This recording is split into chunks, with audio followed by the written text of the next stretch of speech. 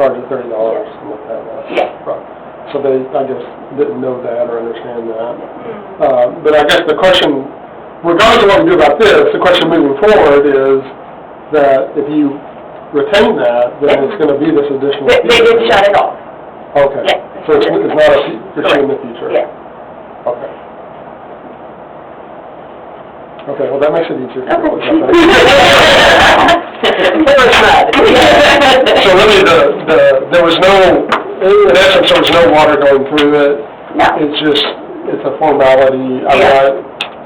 Yeah. And they didn't know, and it was broken, and Right. To me, this is and I don't use discretion a lot, because I don't think people would be treated the same, but it does sound like to me as one of those items where we would have discretion since we weren't having funds. I agree. For that. Any other comments or questions for staff? I don't. Make a motion to waive the approximately $30 fee for 30 months for the address on Barber Road. Second.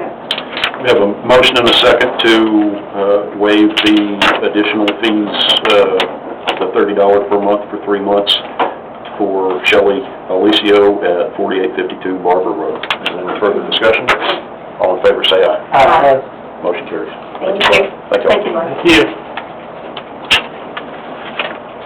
Move to item number 13, which is consider approval of request from E-Lake Fund 1 LLC to rename the street for the new subdivision at 5910 Black Oak Lane from Church Lane to Boston Lane pursuant to Section 48104 City Subdivision Ordinance. Y'all already approved it as Church Lane, but they want to change it to Boston Lane. And the city does have the authority by the subdivision to name the street, so I don't know why it's a change, but I bet you do that.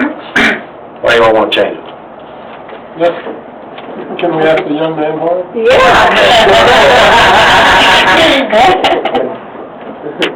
Well, so let me just briefly speak. So, we put a lot of hard work, time, effort, Boston, attended Castleberry Elementary, and, we had some people in the neighborhood ask us, why church, and I was like, well, it just seemed like the right thing to do, and that was kind of it. And they're like, do you have any kids, things of that nature, and I was like, well, yeah, I only have one. And it just dawned on me, I'm like, how nice would it be? We are doing so much for the city. If there's one thing we could get, and it would have a lot of sentimental value, that we can name the street Boston Lane. So you're going to be responsible for picking up trash and stuff on that street? Well, he is responsible for cleaning up the job site. He walks. He put in his time and effort. He does not get out scot-free. So we just thought, let's give something back to our family for everything that we're putting in. I think that's more than justified. And you probably know, or would guess, that many of these streets were named after family members. Sure. Of the original families, the Sheamies and the Pretties and the other families that had farms here. Yeah, and it was a great conversation that I had, and I was just like, and then of course I'm driving down Sam Calloway, and I'm like, and then of course it started to kind of connect to the history, a little bit more of the history, and I thought this would be nice. Yes, I agree. I'll make a motion to approve the request from Elite Fund 1 to change the name from Church to Boston, even though we got Texas Rangers in this. Second. We have a motion and a second to approve the request to rename Church Lane to Boston Lane. Is there any further discussion? All in favor say aye. Aye. None opposed, motion carries. Thank you all. Congratulations. Congratulations, Austin. You got the street, yeah.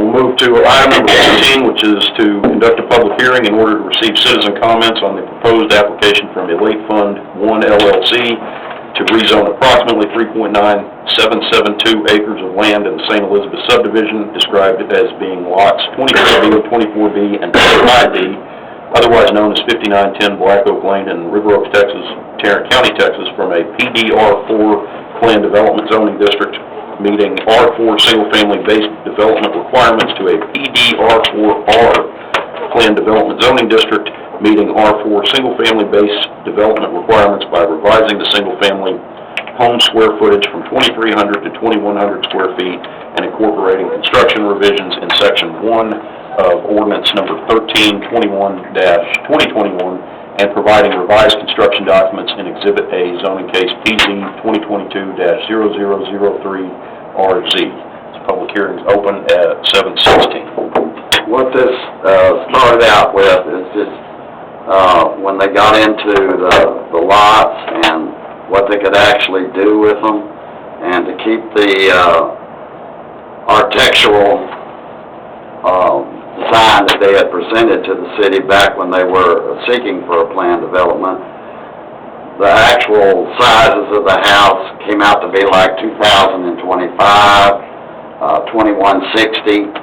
So what they decided to do was they wanted to see what they could do to change that one section in there. The problem is, in order to do that, you have to go back through the rezoning process because it is a planned development. And because it is a planned development, anything you change in there has to go back through this hearing. In the middle of all that, they've been doing all the civil plans, construction plans, and whatnot. And if y'all will remember, one of the big issues in the public hearings before was the drainage flow across that lot. And in order to make it work like it should work, it requires a detention pond. And we knew nothing about a detention pond at the front, neither did they, nobody did. And when you look at about 30 inches of flow coming down through there, it goes into that detention pond, then it reduces down. That's what a detention pond does.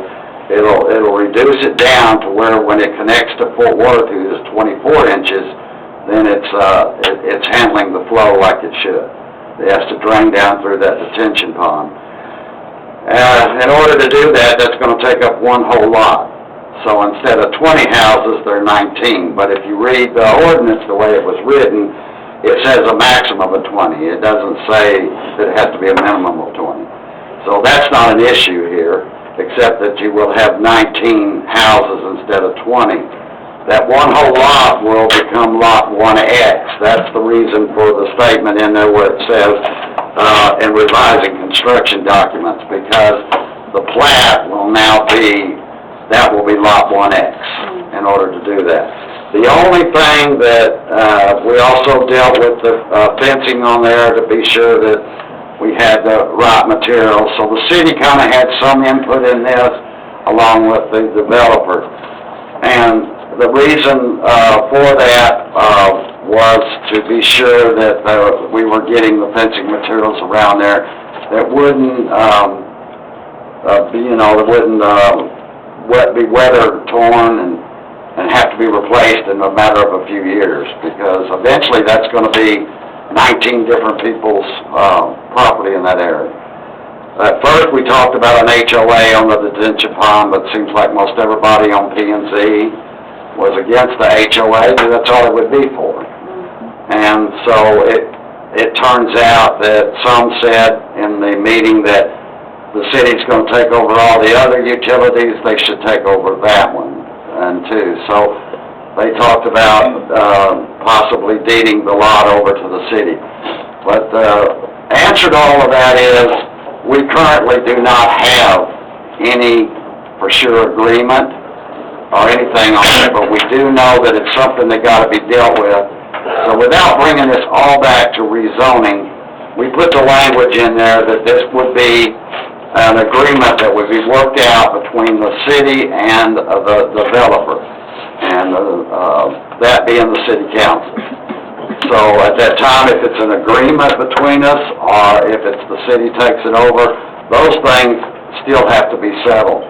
Rather than deny the whole request just because of a detention pond, P&Z voted 4-1 with 1 against to go forward with the language that I recommended that it put in there, that it be worked out between the city and the developer, and that everything else stays the same as it's written in